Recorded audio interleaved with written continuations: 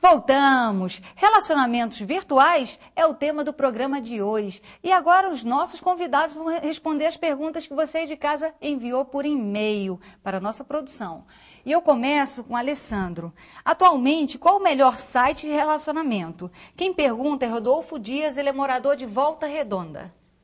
Bem, Rodolfo, isso depende muito do seu interesse específico na hora de entrar no site de relacionamento, né? Se o seu interesse é se manter atualizado em alguma rede social que diz respeito ao mercado de trabalho, o site mais indicado seria o LinkedIn.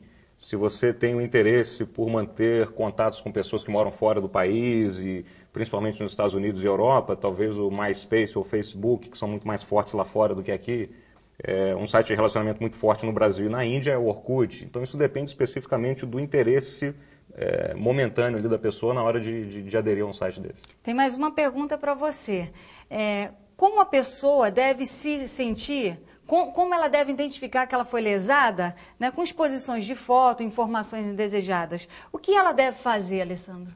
É um ponto polêmico e extenso, né? Mas resumidamente existem contratos de uso quando a pessoa entra num site de relacionamento, né? É importante a pessoa ficar atenta a esses contratos de uso, que são aquelas informações que aparecem logo que você cria a sua conta e clica no eu aceito, né? Aquelas informações ali muitas vezes criam um canal onde é possível fazer denúncias de exposições que tenham beirado ali a ilegalidade, né? Então você pode denunciar para o próprio site se você foi lesado em algo que conflita com o Código Penal, por exemplo. Quando a forma de lesão é um pouco mais sutil, você se sente ofendido por uma pessoa e você acha que aquilo pode ter alguma brecha legal que você possa acionar a pessoa judicialmente, aí o conselho é realmente procurar um advogado e verificar se existe a possibilidade de um acionamento pontual àquela pessoa que tenha causado algum dano à sua imagem. Há casos de jurisprudências nesse sentido. Agora tem a Vaniele, uma pergunta para você, Vaniele. Quais são os cuidados que a pessoa deve ter quando decide transformar um relacionamento virtual em real? Quais são os cuidados? Quem pergunta é Jéssica Gomes, ela é de Piraí. Oi, Jéssica. É muito importante você ficar atenta se você realmente já tem um certo contato com essa pessoa. Se o virtual for passar para o real, procure sempre levar uma pessoa junto a você, uma amiga, um amigo, e sempre marcar esse encontro em um ambiente público, né? Nunca para um lugar fechado, nunca escondido dos seus pais ou dos familiares. Isso é bom sempre estar todo mundo sabendo para onde você está indo, que tipo de pessoa que você relacionou. E nesse anterior, é bom você fazer várias perguntas para a pessoa, para ver se ela não cai em contradição, para ver se ela disse alguma coisa e depois não disse mais, se ela erra em algumas coisas. Então é sempre bom a gente ir sempre bisbilhotando um pouquinho a vida de quem a gente está querendo levar para o real.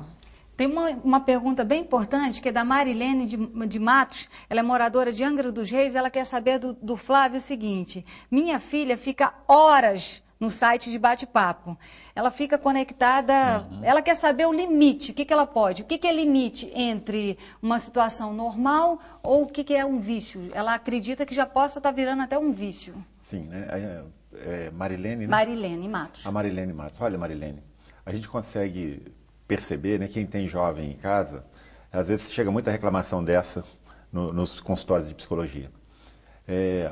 O limite, a gente poderia dizer o seguinte, que enquanto a pessoa estiver conseguindo fazer outras coisas do seu interesse, que não seja apenas ficar na frente de um computador nos sites de bate-papo, a gente poderia dizer que ela já estaria numa questão ideal, né? Porque ela consegue se relacionar bem com as outras pessoas e tem lá o seu tempo já programado para estar em bate-papos.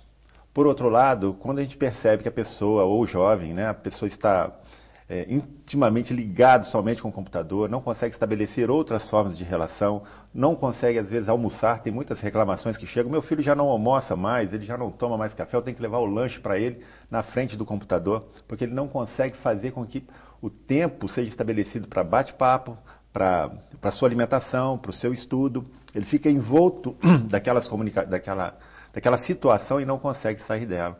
Então é interessante que os pais fiquem atentos com relação a isso e talvez tenha até uma maneira mais enérgica, uma maneira mais sutil, uma maneira de conversar com esse filho, mostrando para ele das dificuldades que ele está tendo com relação às outras relações sociais e reais, e estando ligado somente com o computador, o quanto que de prejuízo traz a sua maneira de viver, a sua forma de viver. De repente, os pais têm que trazer os filhos para a realidade, né? Exatamente. É verdade? Agora tem uma pergunta da Mariana Damasceno, de Volta Redonda, e ela pergunta para a Vaniele o seguinte: é possível arrumar um relacionamento amoroso seguro em sites de relacionamentos? Olha só. Pois é, nesses longos anos que eu estou estudando o site Par Perfeito de relacionamentos afetivos, a gente encontra alguns depoimentos de pessoas que conseguiram, sim, encontrar uma pessoa que foi a sua cara metade ou seu par perfeito e estão casados, né? Não é impossível e também não é fácil, né? Como eu estava conversando com o Dr. Flávio hoje, tanta gente perfeita naquele lugar, né? Tem alguma coisa errada, né? Não estariam tantas pessoas sozinhas assim.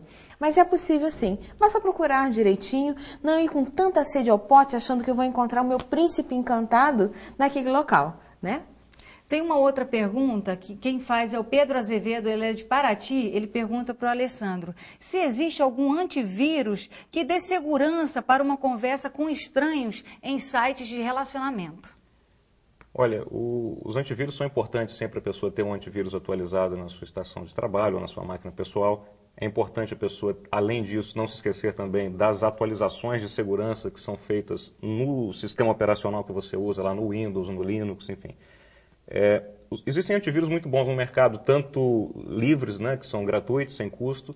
Eu posso citar o Avast, o Avira, enfim, tem alguns outros. E também soluções comerciais muito interessantes, que não são tão caras assim para o uso doméstico. Por exemplo, a Symantec tem uma solução de antivírus muito interessante, e um antivírus novo que surgiu no mercado agora, que ganhou no último ano o prêmio de melhor antivírus do mercado, um antivírus russo chamado Kaspersky, que também garante um grau razoável de segurança. Eu quero agradecer a presença de vocês aqui no nosso programa. Vaniele, muito obrigada. Doutor Flávio, obrigado por sua presença aqui. Alessandro, muito obrigada, viu? E o nosso programa chegou ao fim, mas domingo que vem eu espero você aqui às 10 horas da manhã. Não se esqueça, eu espero você. Até lá.